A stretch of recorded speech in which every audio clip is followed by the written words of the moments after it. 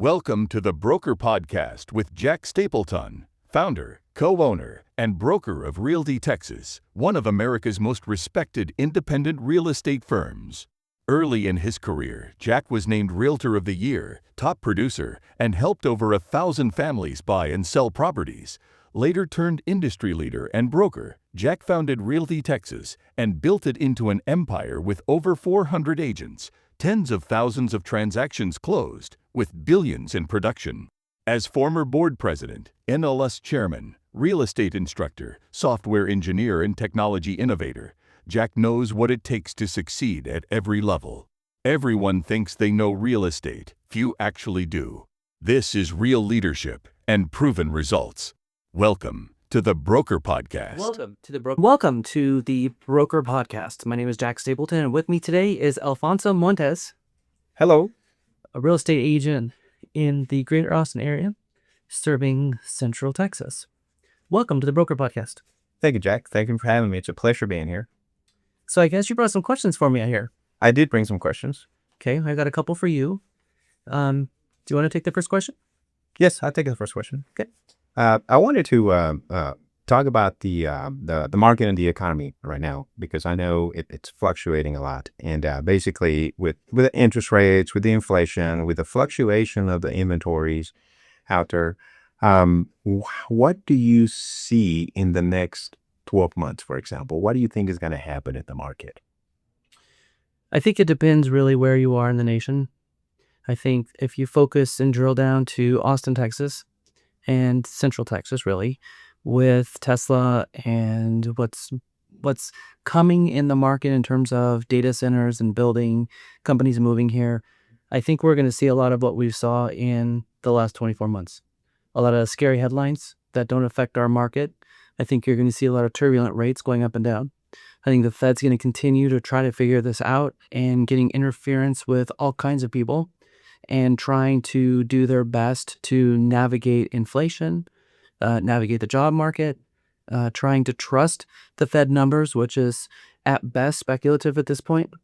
And at the end of the 24 months, I think we're going to find ourselves at a place that is similar to where we are right now.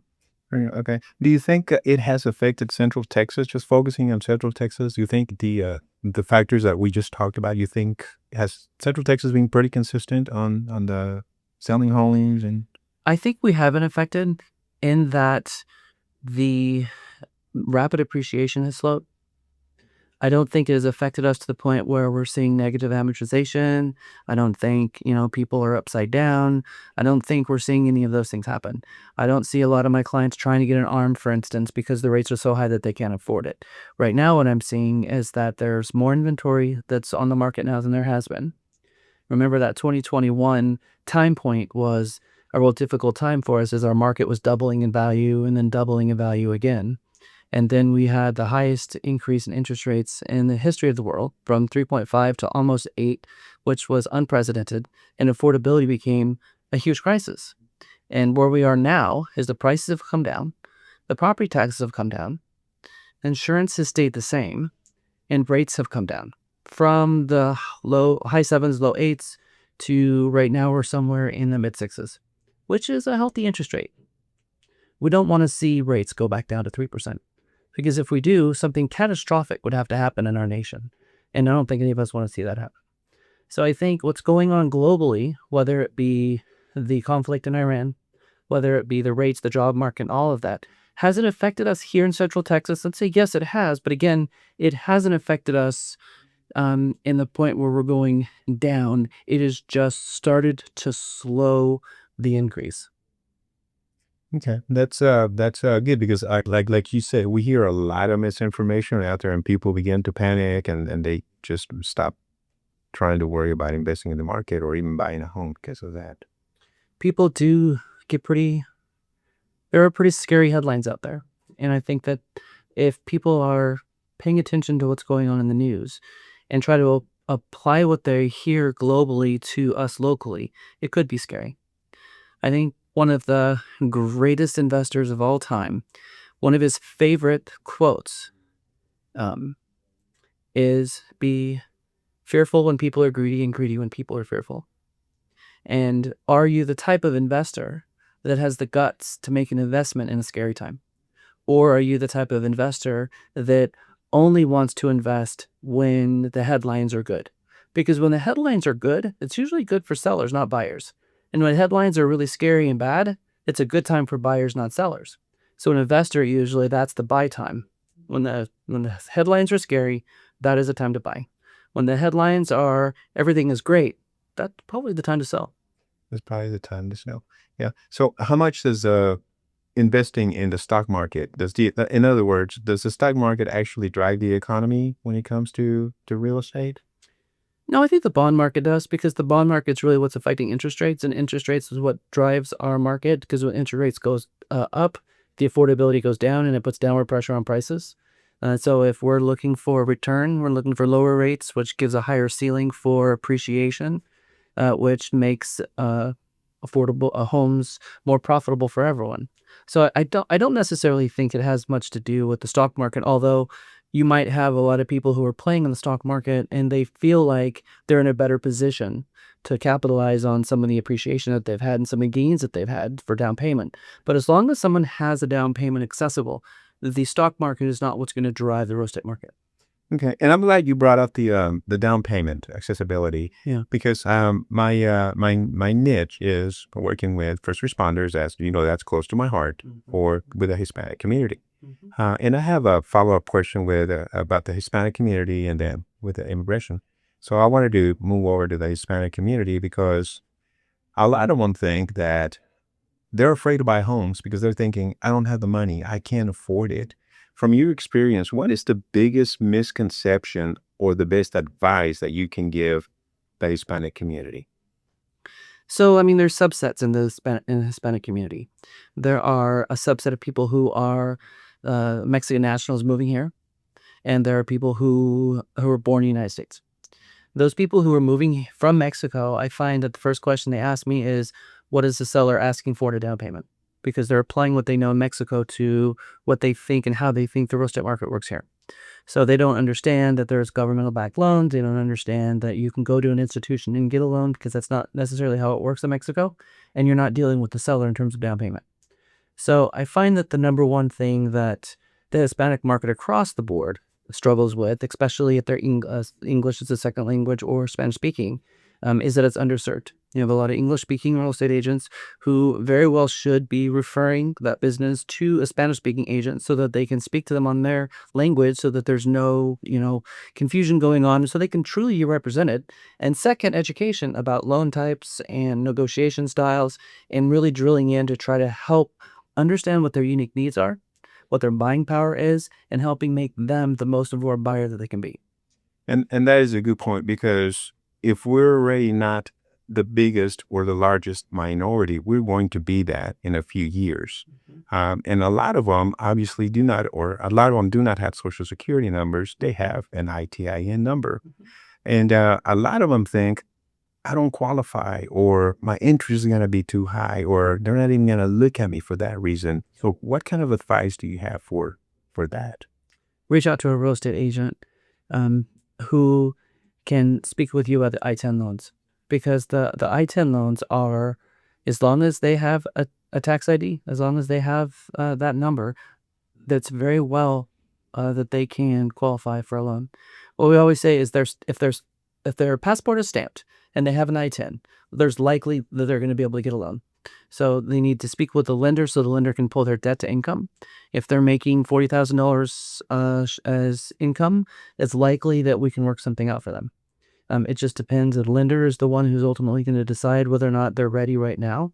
But it's not whether they can or can't buy, it's when they're going to be ready to buy. So a good real estate agent is going to partner with that buyer long term and help them with what's necessary to prepare them to buy. If not now, we can get a roof over their head by helping them get into a lease. If they don't qualify for a lease home, we can get them into an apartment. But we can get them stabilized and into a safe place, and then work on them long term. Because like you said, you got two loves of life. You have a background in accounting and financial analysis and IT. And you take that kind of nuts and bolts love of the numbers, and you bring that into real estate and translate that into a love language to the buyer, helping them understand how they can eventually qualify for a home. Maybe it's not now, but it's when, and build that path to get that homeownership dream realized for them. And I do like that because one of my ideas is, and I like to talk to my customers and clients at the same time when they're telling me, well, I'm not ready. And I'm glad that you mentioned that my background, because that's exactly what I apply to them. I tell them, hey, listen, even if you're not ready to buy right now because you don't feel you're qualified, come over and talk to us. Let's prepare a plan for you. Let's start preparing for a future plan for you. Then you'll be ready. So yes, I kind of like what you said. And the relationships that you create, that we create with our clients, are long-term relationships. Yes, they are. It's not about a transaction. It's about, what is your housing needs today? What's it going to be in 5 years, 10 years, 20 years? So most people over the span of 30 years, they're buying a home for the family because they need more room. And then maybe a larger home because their family's even growing. And then as they become empty nesters, they're looking for a retirement home and smaller downsize, maybe whatever their needs are, whatever retirement looks like to them. But those are multiple transactions over the decades. Over the decades. Yes. And it's similar to the Hispanic community. As you know, I retired from the community as a public servant. And Thank you for your service. yeah, well, thank you. So, and now when I mentioned earlier that first responder was close to my heart, because obviously I work for APD now, and I'm still managing their systems, and I'm always getting questions. Alfonso, I need answer these questions for me.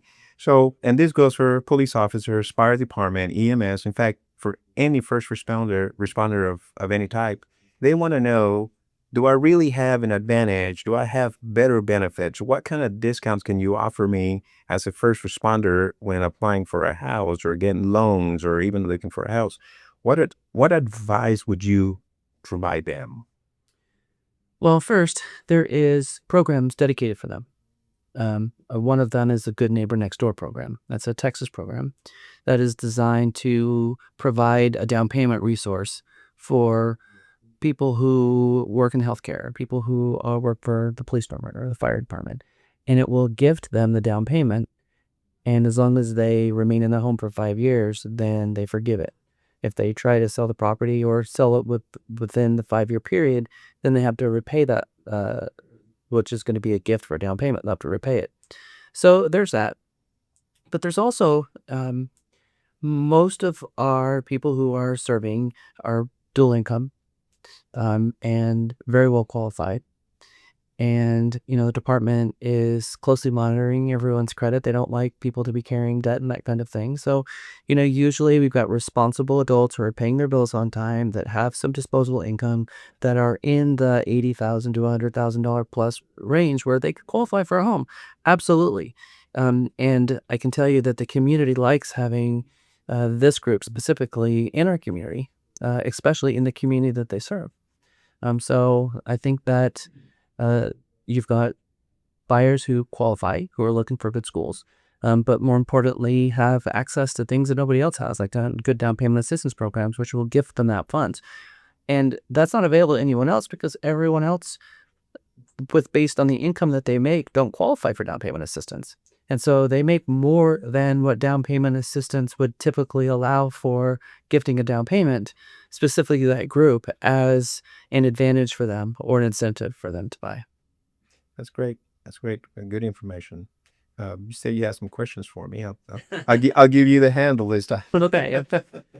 So what's your biggest takeaway? I mean, you're coming into year 3 in the business. What's your biggest takeaway from coming from the consumer perspective of what you thought real estate was, and now having years under your belt?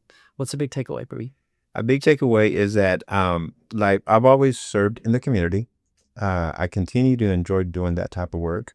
And in order to survive in this market, my biggest take is you have to be consistent with what you're doing. Ask a lot of questions. Continue to educate yourself. Always one of my biggest thoughts have always been, be humble, be kind. And my biggest takeaway is you can be as successful as you want to in this career. You got to dedicate yourself to it. You just got to commit to what you will want to do. You have to commit to the understanding and the appreciation that you ultimately are a salesperson. Absolutely. And that's a big shock for a lot of people getting into the business, because that never occurred to them often until after they got into the business. That's right, and it's a big adjustment, and that's, I guess, an advantage that I have. Um, but putting that aside, I'm pretty much handling 80 hours of work a week. Yeah, hard work is not foreign to you. It's not easy. Yeah. And it's not easy, but it doesn't scare me.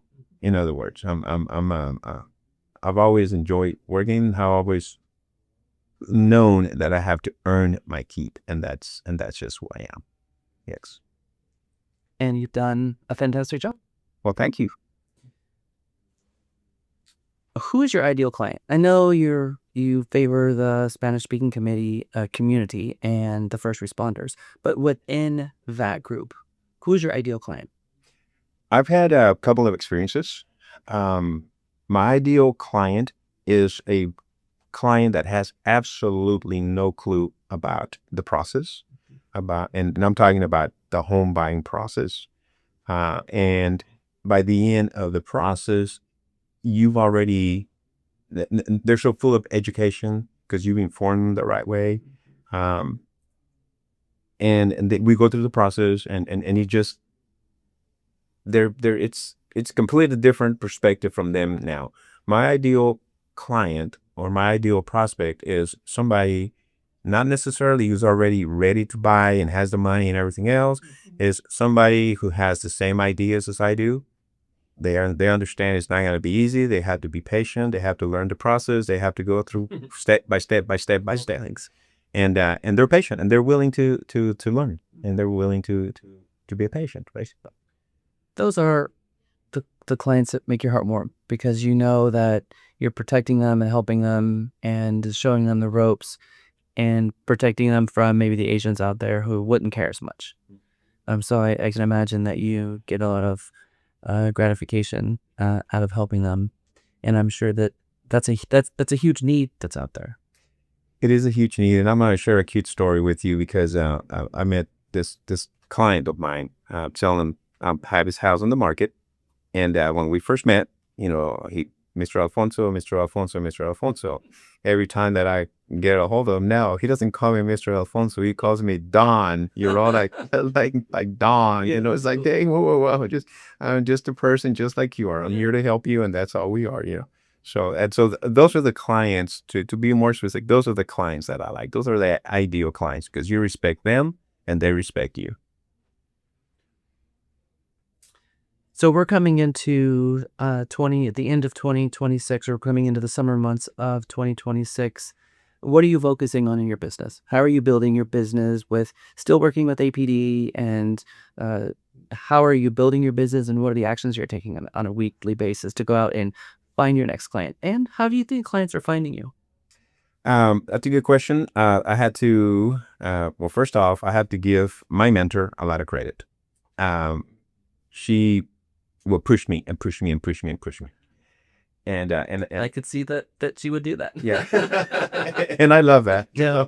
But what am I doing for my business? Well, like I mentioned earlier, I have 2 40-hour jobs because once I get off my other job, I continuously, I do get on the grabber that you provide for us, which by the way, Jack, the tools that you provide for us, if it wouldn't be for those tools, the training that you provide for us, a lot of people would not survive without it. So I thank you for that. So I do make calls from the grabber. I treat my customers with respect, that I'm beginning to get referrals from them. Amazing. I continue to take education. I just finished my 90 hours of continuing education. Very nice. Because you're up in September. Because I'm up in September. I'm already looking into taking the commercial licenses. Very cool. I'm going to share this because I think I've shared it with Michael because I had to ask him some questions. I have a client who only wants to work with me, and she wants to buy commercial property. So I will be hiring my first mentor as a commercial. Nice. And that's part of the reason why I had to take those classes. So in order to make my business successful, I cannot settle. I cannot be content with what I have. Because if I know the second I settle, my business is not going to grow. So I continue to take classes. I continue to educate myself. I continue to make calls. So yes, And everything that you have recommended, I have been doing. Yes. You just got to keep at it every day. I think that a lot of agents, they don't have the direction, they don't have the tools, and more important, they don't have the access to the mentorship that's needed to really understand this business. I think people from the outside who are thinking about getting into real estate, they think back to the last time they bought or sold a home. And they looked at what their agent did, and they thought, well, that looked pretty easy. I guess if they can do it, so can I. Not realizing that 90% of what we do is behind the scenes. And really, the hardest thing about this profession in the first place is finding them in the first place. And they're already in the transaction, so they're not putting any thought into that. But wait, how did we meet, and what was all the effort into creating that relationship in the first place? Because, like you've mentioned multiple times, this is a relationship business. It is. It is a relationship business. And it's funny that you mentioned about people ask, well, all you guys do is show houses, right? It's like, no, no. I mean, we have to get to know the client. We have to know their needs, identify their needs. We have to qualify, and we need to help them find a house. We help them through the process. And then many, many, many times at the very end, they'll just say, oh, you know what? I found somebody else, or I'm not going to buy that house anymore. Or so no, we just don't open doors. That's a lot more than that. Yes. So how could someone find you? How can someone find me? I have a different website medium. I am on YouTube. I am on TikTok. I am on Facebook. I am on Instagram. And of course, I am on Realty Texas website. So give them your contact information. Okay. I could be found at Facebook, Alfonso Montes, Realty Texas. TikTok is at Alfonso Montes. And Instagram is the same as Facebook. And my phone number is 512-848-9717. Para la audiencia en hispana, cualquier pregunta que tengan, por favor, márqueme al número que les acabo de dar, que es el 512-848-9787. Y recuerden, sí se puede. If you are looking to buy or sell a home in the Greater Austin Metro, Central Texas area, you know who to call. Alfonso Montes. Thank you, Alfonso, for being on the Broker Podcast. Thank you, Jack. It's good. Thank you for having me. It was great. It's great being here.